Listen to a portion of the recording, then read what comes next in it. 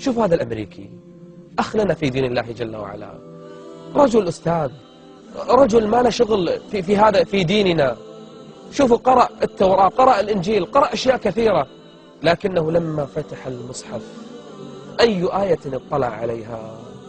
اليوم أكملت لكم دينكم وأتممت عليكم نعمتي، يا المفاجأة، ورضيت لكم الإسلام دينا. فوقر الإسلام في قلبه. أي آية قدر الرب أن يقرأها؟ ورضيت لكم الإسلام دينا. خلينا نشوف أخونا الأمريكي وقصة دخوله في دين الله جل وعلا.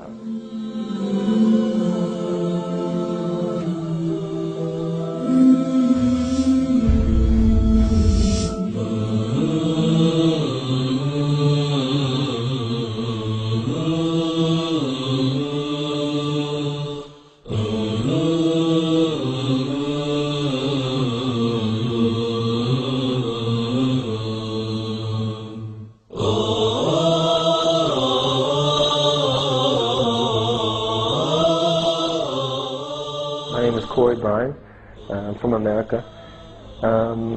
How I became Muslim, it's a little different, it's unique. When I was towards the end of my first year of college, there were a number of things that happened to me, a number of bad things, and they happened all at once. The doctor was telling me I might have health problems. There was a family member, my grandmother, she was also sick.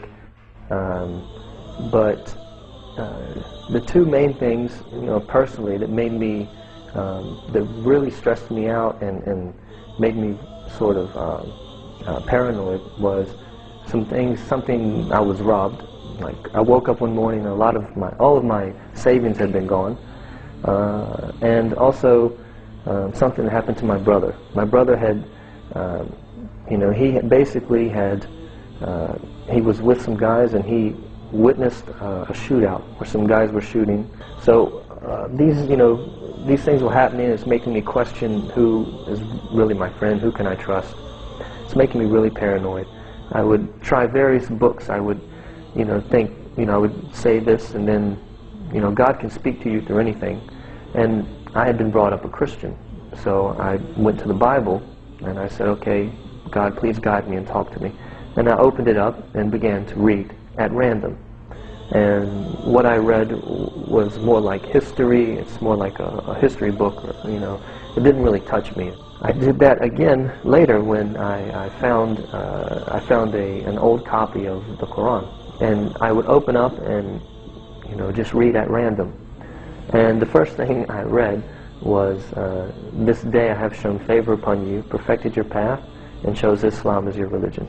اليوم أكملت لكم دينكم وأتممت عليكم نعمتي ورضيت لكم الإسلام دينا.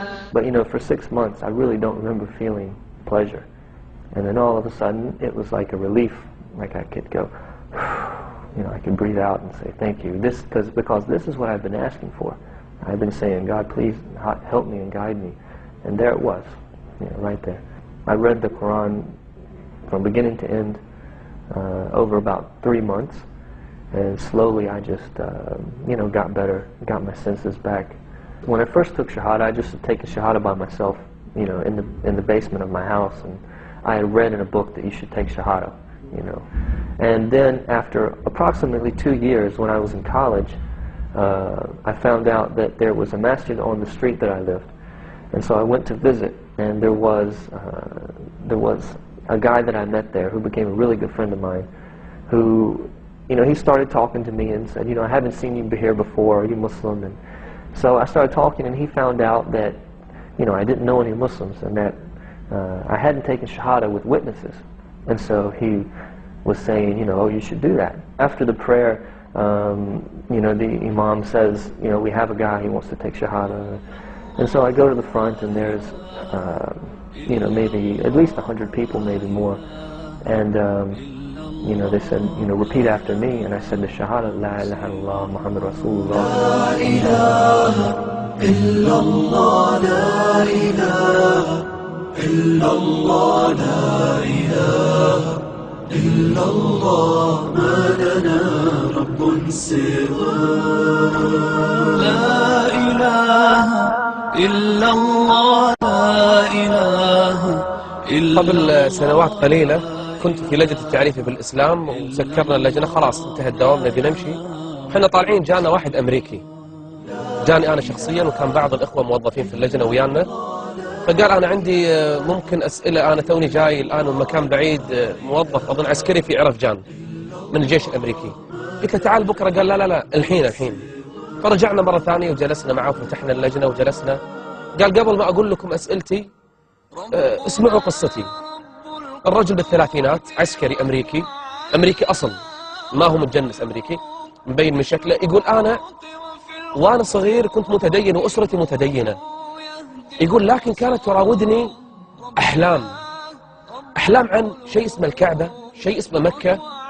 يقول أنا عمري ما سمعت لا بمكة. سألت عندك أصدقاء مسلمين؟ قال أبدا.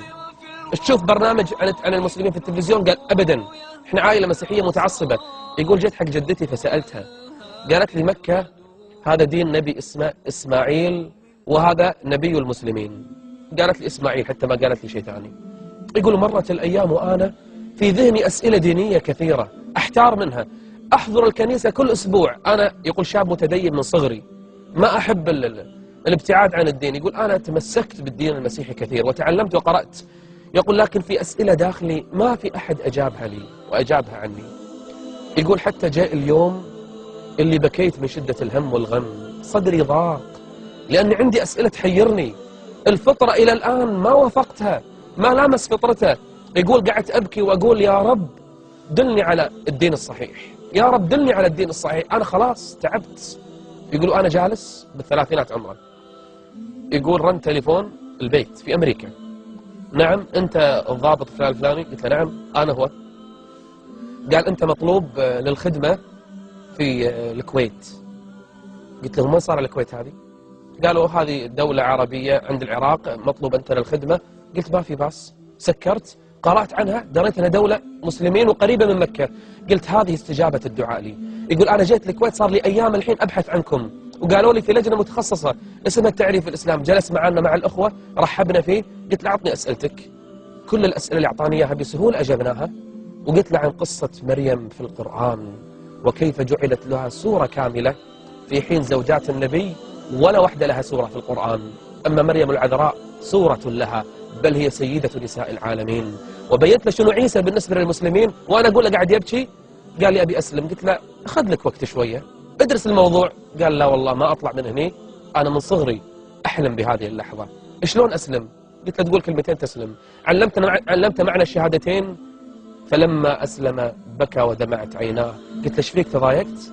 قال هذه أسعد لحظة مرت علي في حياتي. هذا دين الله وهذا هو الإسلام، سينتشر في الأرض لا محالة، فمن أحب فليدخل ومن شاء فلا يدخل، لكن لا يلومن